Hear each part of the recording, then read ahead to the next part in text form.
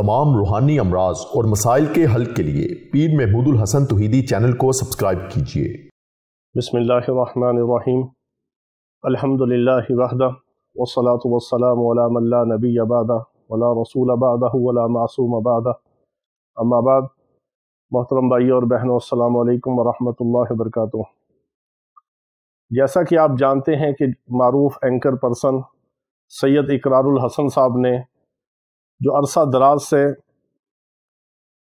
उलमा मशाइख की हुर्मत का और तसव्वुफ़ की आबरू का जो ऑपरेशन शुरू किया हुआ है, जिस हवाले से ये बहुत अहमियत का हामिल है, हम उनको सलाम पेश करते हैं कि जो बहुत सारे जैली नाम नहाद आमलों को, डोंगरी पीरों को, गुमराह और फराडी जादूगरों को, जो मुसलमानों की जान और माल के साथ, इज़्ज़त आबरू के साथ और ईमान और अमाल के साथ खिलवाड़ कर रहे हैं, उनको बेनकाब करते रहते हैं। अब उन्होंने एक बहुत बड़े नाम नहाद शुफ वाली सरकार के ऊपर हाथ डाला है। अल्लाह ताला उनको अपने मकसद में कामयाबी अता फरमाए और अल्लाह रब्बुल इज़्ज़त हक़ और सच का बोलबाला फरमाए और धोखे, झूठ, फ्रॉड का अल्लाह रब्बुल इज़्ज़त मुँह काला फरमाए। ये 2017 की बात है। मैं कराची में था।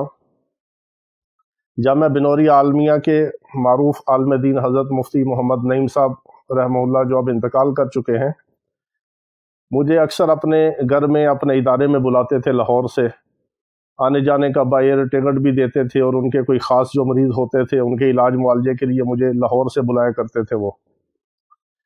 और 2 बार तो उन्होंने मुझे अपने ज़ाती बेडरूम में ठहराया और फिर 2-3 बार उन्होंने अपने ज़ाती घर के मेहमान खाने में मुझे ठहराया। हालांकि उनके अपने जो बिनौरी आलमिया मदरसा है, वहाँ पर 2 दरवाज़े हैं उनके मेन।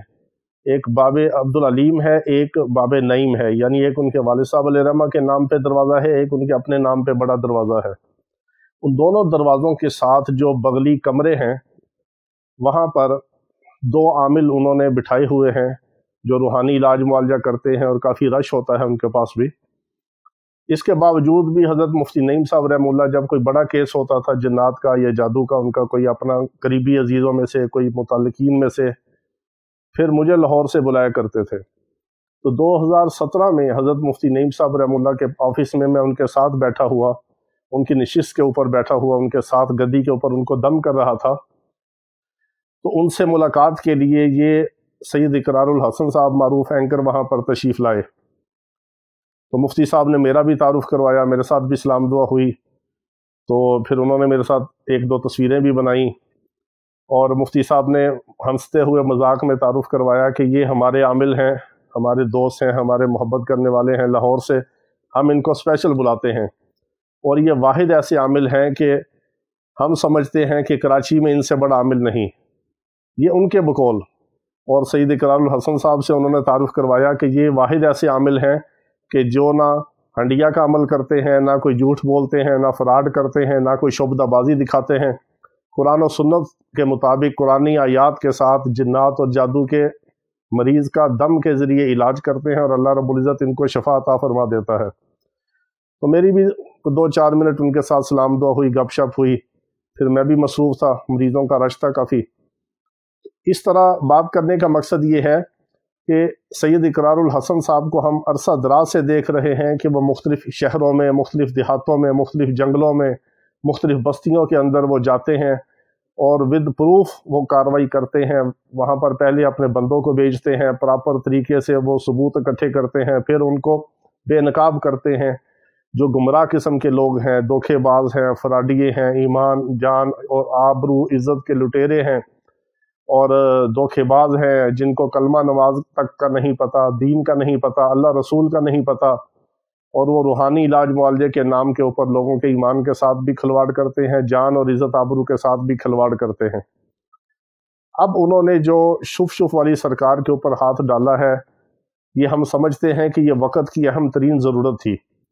ये सिर्फ़ किसी एक आदमी का मसला नहीं है, ये पूरी उम्मत मुस्लिमा का मसला है और ख़ास तौर पर अहले पाकिस्तान की और उलमा मशाइख की इज़्ज़त आबरू का मसला है और तसव्वुफ़ और ख़ानकाही निज़ाम की हुर्मत का मसला है।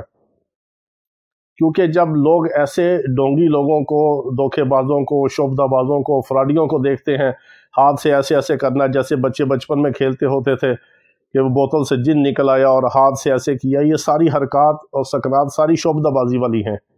اور بہت سارے ایسے شعبدے ہیں کہ جو کتابیں بری ہوئی ہیں، منہ سے سوئیاں نکالنی، کیل نکالنے، یہ سب ڈرامے بازی، شعبدہ بازی ہے۔ اس کا تصوف کے ساتھ کوئی تعلق نہیں ہے، خانقاہی نظام کے ساتھ کوئی تعلق نہیں ہے، اولیاء کرام کا نہ یہ کوئی وتیرہ ہے، نہ ان کی کوئی ایسی کرامات ہوتی تھی، نہ ہی کوئی ایسے گمراہ قسم کے جادوگر لوگوں کے، ہندو لوگوں کے کوئی استدراجی عمل بھی ایسے نہیں ہوتے تھے۔ ایک ہوتا ہے کہ کسی کافر کا، کسی ہندو کا، غیر مسلم کا شیطانی اثر کے ذریعے، شیطان اور اس کے چیلوں کی وجہ سے، شیاطین کی معاونت کی وجہ سے کوئی ایسا عمل دکھانا، ایسا کام دکھانا کہ جس کو عقل تسلیم نہ کرے، اس کو استدراج کہتے ہیں۔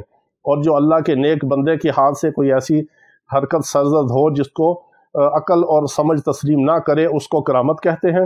اور جو شیطان صفت بندے کے ہاتھ سے ہو، اس کو استدراج کہا جاتا ہے۔ تو نہ ہی اس عمل کا کرامات سے کوئی تعلق ہے، نہ ہی استدراج سے کوئی تعلق ہے۔ یہ خالصتاً شعبدہ بازیاں ہیں، لوگوں کو متاثر کرنے کے لیے میڈیا کے اوپر انہوں نے بندے بٹھائے ہوئے ہیں، سوشل میڈیا پہ ان کا نیٹ ورک ہے، ان کے اپنے لوگ کمنٹ کرتے ہیں، اپنے لوگ ان کی باتیں سنتے ہیں، اپنے لوگ ان کی ویڈیوز شیئر کرتے ہیں، اور ایک ہوا بنا کے۔ اور آج کل آپ کو پتہ ہے کہ میڈیا کا دور ہے اور قرب قیامت کا دور ہے۔ قرب قیامت کی نشانیوں میں سے یہ ہے کہ جھوٹے کو سچا اور سچے کو جھوٹا سمجھا جائے گا، ایماندار کو خائن اور خائن کو ایماندار سمجھا جائے گا، اور نیک کو بد اور بد کو نیک سمجھا جائے گا۔ یہ قرب قیامت کی نشانیاں ہیں۔ تو خدا را اپنے ایمان کی حفاظت کریں۔